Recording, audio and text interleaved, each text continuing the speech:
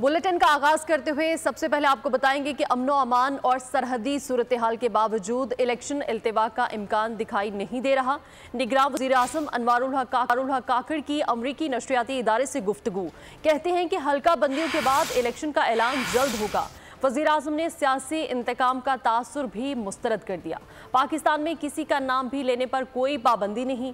मजीद बोले कि chairman PTI का मामला अदालत में है। तालिबान से बातचीत के सवाल पर कहा कि पाकिस्तान का मफाद अव्वलीन तरजीह है।